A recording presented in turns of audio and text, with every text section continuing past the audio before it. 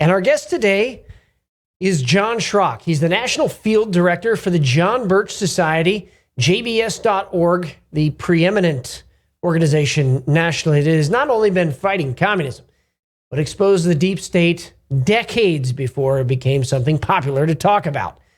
John Schrock, it's great to have you on Patriot Radio today. How are you doing, my friend? Matt, thanks so much for having me here on Patriot Radio. I'm doing well. We're kicking the devil where it counts. We're exposing the deep state. But we're not only doing that. This cabal that is out there, we've been talking about it since 1958. Well, actually, 1955 when Robert Welch started writing One Man's Opinion, which then became American Opinion, Review of the News, and then we've been just going after it for almost 70 years.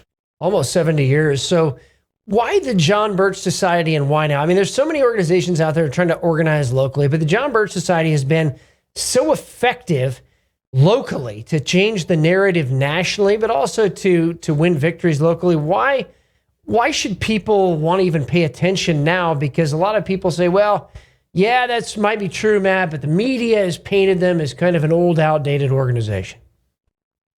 Well, I think we have to, you asked the question, why the John Birch Society? I get that asked all across the United States. Being the National Field Director, I'm privileged to be able to lead our members and our chapter leaders across the United States from sea to shining sea, across the fruited plain, into action. Not only do we have the truth behind us, not only do we research the truth, but we also put people to work. When I'm talking to groups, I always tell them, I'm looking for people that are ready to be able to kick the conspiracy in the teeth. We have the truth. It was 1969. In March of 1969, we published the article "Sex Education Problems" by Gary Allen, where we exposed SIECUS, Sexuality Information Education Council of the U.S., and we were able to expose the truth. But then we coincided the truth with action. That's when they started the Motor Read, Movement to Restore Decency, inside schools. That is now morphed into our Save Our Children program. We go and take truth, but we have ground troops, if you will. We have the locals that are able to go out and make a meaningful difference inside their communities, not only in educating, but also in activity and action. I think that's why the John Birch Society. You say, well, the media has smeared you. Well, when you're kicking back against one of the cabals, which the media is a cabal, when you're kicking back against them, of course they're going to say something against you. You're actually raining on their parade. You're actually going out and causing a difference, and they don't want to know. They don't want you to know, the listeners to know the truth behind the truth, the news behind the news. I think you still say that in your opening monologue. And that's what we give, is the truth behind the truth. And that they hate it. The cockroaches hate that. When you shine the light of truth upon them, when you do that, they squirm. They're gonna call you every name under the book. I've already been called them. I'm already ready for the next go around. I'm perfectly okay with it, and I hope the listeners are too. We're ready to fight. I had a friend. I'll share this story with you. I had a friend of mine. They immigrated actually from Vietnam, hardcore communist country, immigrated from Vietnam, and actually they were fleeing communism. They said, we just got here. Who is the best organization, the most anti-communist organization in the United States? I was like, John Birch Society. No question about it. They've been crying out, they've been exposing, they've been sounding the alarm for decades, and they said, that's who we want to join up with. Now, these were brand new to the United States. And I think there's a lot of people that have that sentiment. They don't want to live under the tyranny they fled or their ancestors fled. Oh, absolutely. I was at a large national event in the D.C. area back in February, and I was able to talk with people who have legally migrated from across several different countries, and to be able to tell them how we've been exposing that and talking about these issues at hand. There's hundreds of thousands of millions of Americans, they're not sure exactly what's hitting them. What's hitting them, how is that exactly affecting me? Everybody asks me the question, how's that affecting my wallet? How's that affecting the bottom line? How is that affecting me here right now? How's that affecting me in my hometown? And to be able to explain that to them, I think that's one of the things that we do at the John Birch Society very well. We go back to the 1990s when we got tax reform immediately, our trim bulletins, where we began showing people when those votes that happen in Congress, the U.S. Congress, whether the U.S. Senate, U.S. House, how does that affect your bottom line? So we took the votes and we compared, we put the correlative between how it affected you financially. How much did that bill cost you? And when we did that, boy, oh boy, did that cause the Republicans in name only, or whatever you want to call them. I call them globalists because that's truly what they are. It's not just a Republican in name only. This is actually globalism. They're pushing the globalism. And speaking of the mass migration issue, that's actually a UN way in order to dilute the sovereignty of a nation. They are pushing back. That's why we have what's happening in Springfield, Ohio. That's why we have what's happening in Aurora, Colorado. We are watching globalization. They are trying to pollute and dilute what's happening in the local cities. How is that affecting us? That's what we expose at the John Birch Society. Well, let's talk a little bit about exposing the deep state. I want to give some specific names. The deep state isn't just some amorphous entity. It's globalists, it's jihadis, it's communists. The John Birch Society has been talking about this quite literally since the 1960s in earnest, that this is the trajectory that they were headed on. And I think there is some very clear fruit out of this. They haven't been successful in large part because people have become educated and awakened to what the threat is. Talk a little bit about that. How do we expose the deep state at the local level? Why does that matter even to the average U.S. citizen? So you have to go back and you have to understand the business plan, if you will. The term the UN calls, it's called Agenda 2030. It's the business plan. It's 17 UN Sustainable Development Goals. It's goals that they're trying to achieve, 17 of them. And then you have to understand their business plan. If you've got readers that in your listenership, I would highly recommend the book Foundations by Renee Wormser, Wormser, Foundations by Wormser. It's available in our shopjbs.org bookstore. You can get that. And you start understanding how do they finance it. We always say the words, well, you track the money if you follow the money. Well, I'll take you on a little deep dive. They have ways to be able to make money.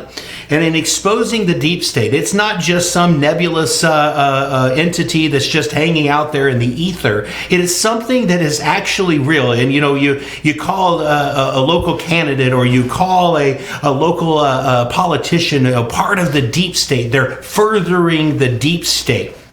There's shadow governments. There's a deep state government that's out there. Wormser calls it the fourth branch of the government. And as soon as I say that, we should all be alerted that this is extra constitutional. And because the Constitution establishes three parts of government, the executive branch, the legislative branch, and the judicial branch. But these foundations, these non-governmental organizations that are prolific throughout the United States, people need to understand it's not always happening over there. It's happening right here, right now. You're like, John, where are you located? It doesn't matter where I'm located. It's happening in your hometown. It's happening in big cities. It's happening in little cities. It's happening in little villages. It's happening in major metropolises. They are actively pushing forward their business plan. And when you go and you find out that you have local candidates that are starting communist organizations, and we have the receipts on it, when you find out that you have local county commissioners that are proverbially in bed with the NGOs in your small West Central Indiana county, and you find out about that, you can understand why people then say they are part of the deep state. When you say that, there's those that are out there that are just randomly using those terms. But when we at the Birch Society expose the deep state, we actually have the receipts with it. We have the documentation. There's that old term, primary source documentation. When you have it, you have gold. And speaking of that, the primary source documentation on the border, I mean, there was this attempt to create a North American Union. The JBS was first and foremost on exposing that and ultimately stopping at least the first iteration of that. And now we're seeing it come back again where our southern border is absolutely wide open. But again, most people were asking me, well, how does that really affect me? And well, wait a minute. Now it's coming to Springfield. Now it's coming to your town. So I had the opportunity last Thursday to drive through Springfield, Ohio. I drove through Springfield, Ohio, stopped by and talked to a couple of individuals there. I would tell you the rhetoric you're hearing on the legacy media, the mainstream media, is probably not the rhetoric that you need to be listening to. I heard one pastor talk about the fact that we need to be able to take a fast. He talked about fasting. Biblically we have fasting, from fasting from food. I've heard people, to say they fast from the cell phones or fast from Facebook or whatever. Lord love them. But I think one of the ones fasts that we need to do is for mainstream media, because they are programming us. That's what they are doing. They are shipping in. This gentleman told me he runs a bait and tackle shop there in the area. He said he personally saw 4 Greyhound buses chock full of immigrants coming in. They're now sending in probably some federal agents, is my guess, if I were to be a guessing man. And they're trying to foment like a race riot, if you will.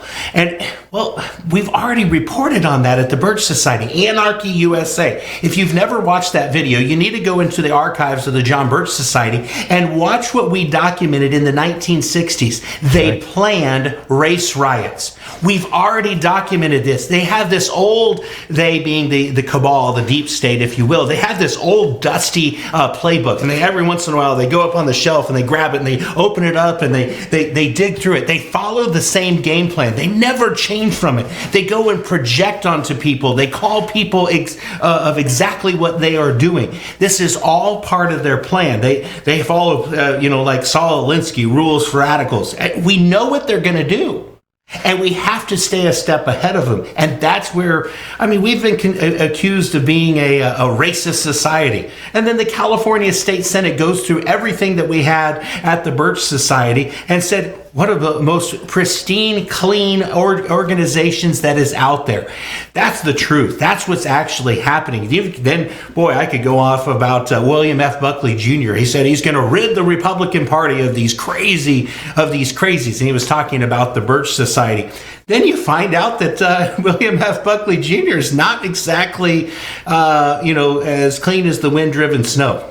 Exactly. And I would say, too, that as the John Birch Society got more and more and more success, the smears got hotter and hotter and hotter. And for everybody listening to Patriot Radio today, it's one of the discernment points that organizations that are getting smeared the most are probably the most effective.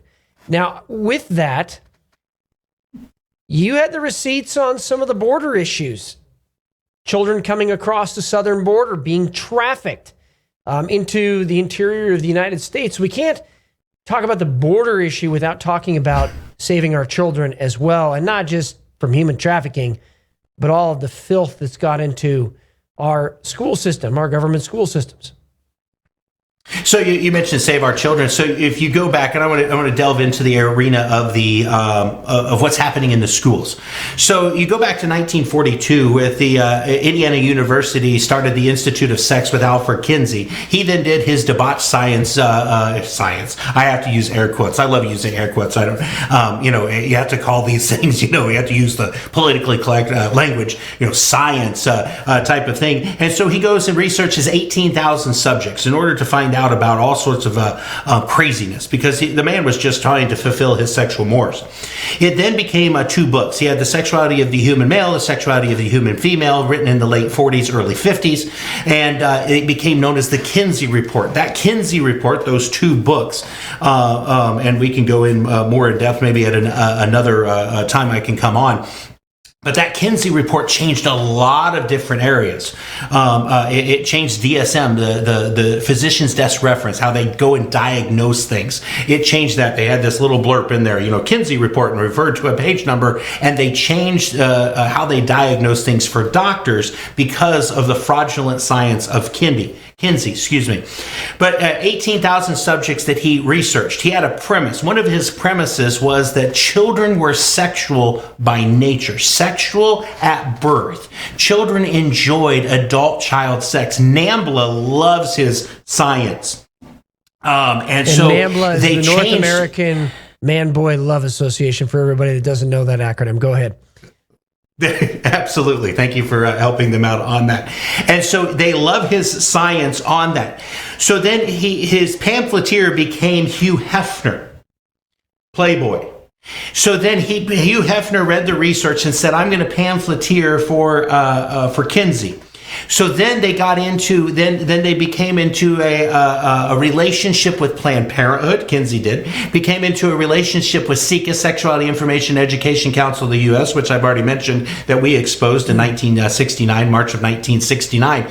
And then in 2000, mid-2000 teens, mid-2013, 14, 15, somewhere around there, they being Kinsey, Institute of Gender Studies, I can't remember the exact term of it, got NGO status with the United Nations so that they can go and affect and have influence inside of our education across the world. There is a good reason for us to say that they have also stopped foreign aid to foreign countries until they hypersexualize their children. When you look at this human trafficking is actually on a continuum. We often look at the end of the continuum being the human trafficking of the sale of children as a commodity, the sale of them for whether servitude, for slavery, or selling into the sex trade, whatever it may be. But in order to groom them, they use pornography. That's at the other end. Well, if you believe that the children are sexual from birth, and you believe that they enjoy adult-child sex, and I hate even saying the word enjoy adult-child sex as if it's true, because it's not. I'm not speaking that as truth. I'm just saying that's what they held to. Right. He had those 18,000 subjects. He threw away 75% of the research because it did not meet up to his premise. That is fraudulent science. 75% of that 18,000 told him, and it gave him the research that stated it is not true. So all of those all of his science that he put into the sexuality of the human male and the human female that is not only affecting human trafficking because they are now grooming children inside of schools. UNESCO is grooming children using pornography, encouraging people to watch pornography and to act upon the pornography. That is grooming them for sexual activity. You go to the border. It was Chief Sean Taylor, Assistant Chief Sean Taylor in Millersville, Tennessee. He was doing a sex trafficking sting with a nonprofit organization, a good nonprofit organization, and they had several people that they were able to catch that were coming to sleep with a 12 or 13-year-old decoy. He then started researching it. Then he finds out about other areas of corruption.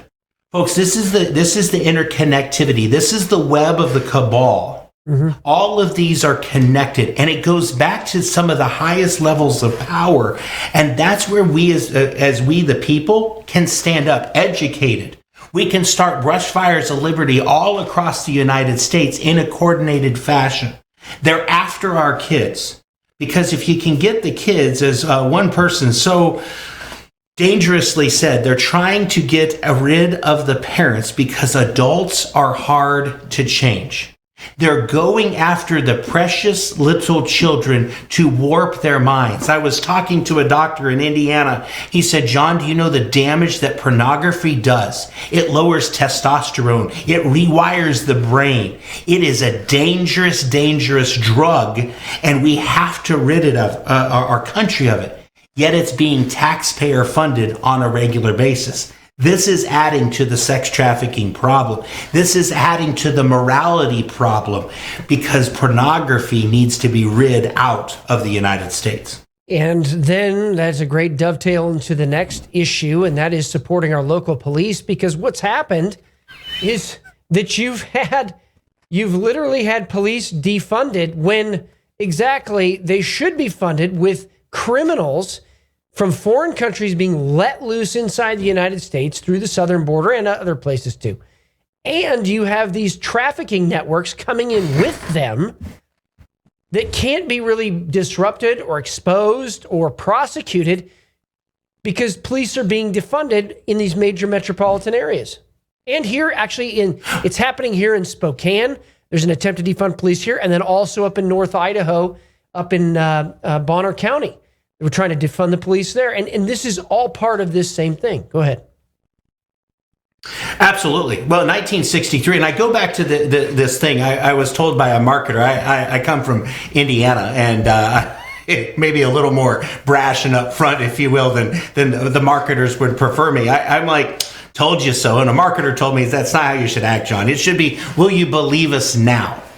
It was in 1963 that we launched the action campaign, support your local police and keep them independent. That's when we started, 1963. Robert Welch had the foreknowledge and saw the game plan of what these globalists are trying to do. They're looking to globalize the police, federalize them, make them into servants of the global cabal, the globalist takeover. They're not looking for local police. Oh, if we only understood how powerful the county sheriff position is, the constitutional sheriff position. If we understood that and we supported that, it would do us very well on that. They are trying so many different ways of defunding. They've become very crafty in their ways of defunding. They are trying to have false flag events in order to cause the narrative to change. They're trying to move the realm of possibility, or it's called the Overton window in politics, the realm of possibility. And so they cause events to happen in order to change the narrative. And what our goal is with Support Your Local Police is to bolster the local police. You want to have your local police chief working for your city. You want your local sheriff working for your county. And you say, oh, John, I understand. I mean, Washington, it's a blue state. I mean, I've even heard across the United States, it's the Socialist Republic of Washington. I don't know if it is or isn't. I just have I've heard that. And they're like, well, I've heard that they're trying to defund the police inside Washington. Well, I've seen that. They're doing it in Indiana, and it's a red state. That's right. They're looking at putting the sheriffs, that they would no longer be elected by the people that they serve, but they would be appointed by the governor. Well, let's just take the Indiana governor right now, Republican. He identifies as a member of the Republican Party. He's been a five-time World Economic Forum keynote speaker. A Republican being a keynote speaker at the World Economic Forum.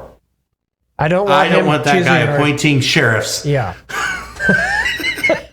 So again, that's illustrative of the deep state, as we were earlier talking about. Well, John, what is that? Well, I would go around and say that man's a member of the deep state. Well, how do you know? Because we have the receipts on it.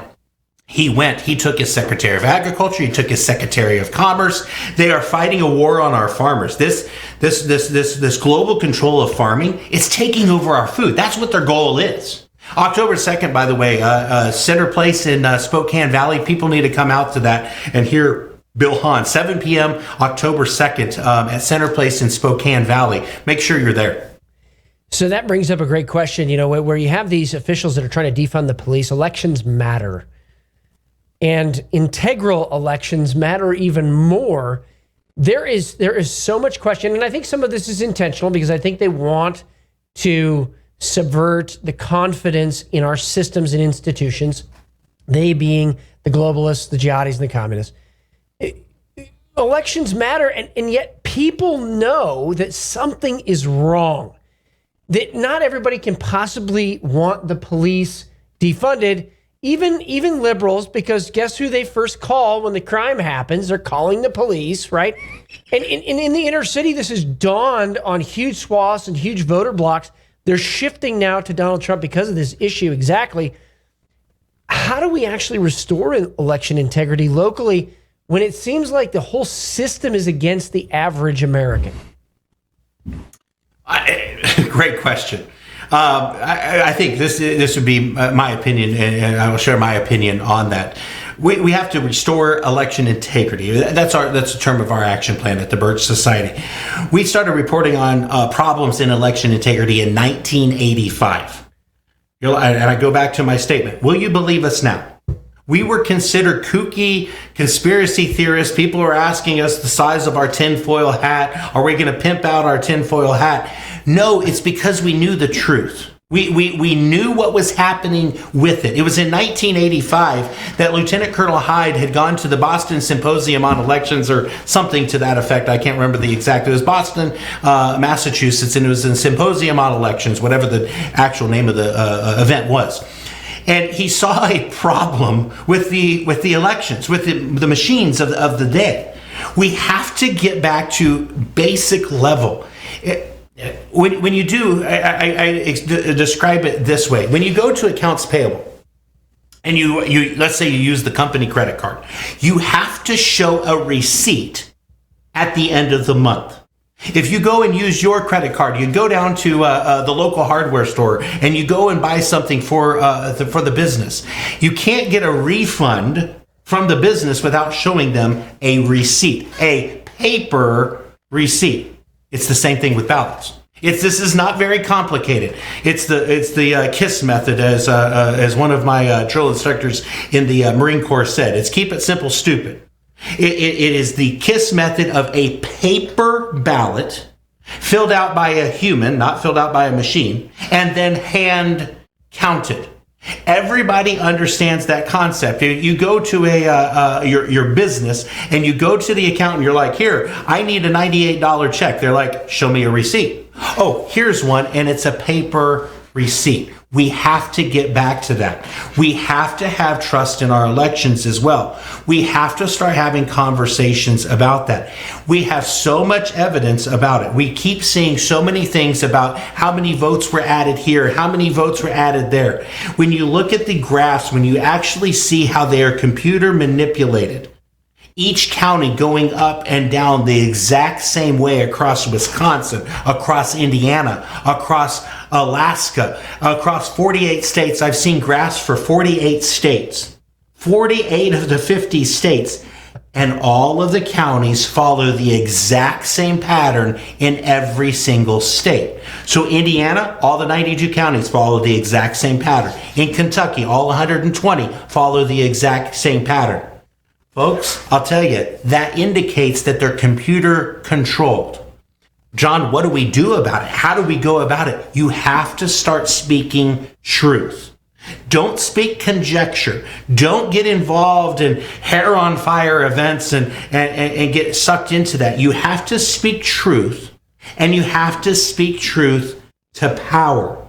When you speak truth to power, you will then be attacked, and it's okay. That's why you have places like us. We've been through it. Matt and I could share probably for several outtakes of the times that we've been battered and bruised as we go out and we fight against the cabal together, arm in arm, as we're walking at a march back in 2020. What fun that was. When you push back against the globalists, they will strike back.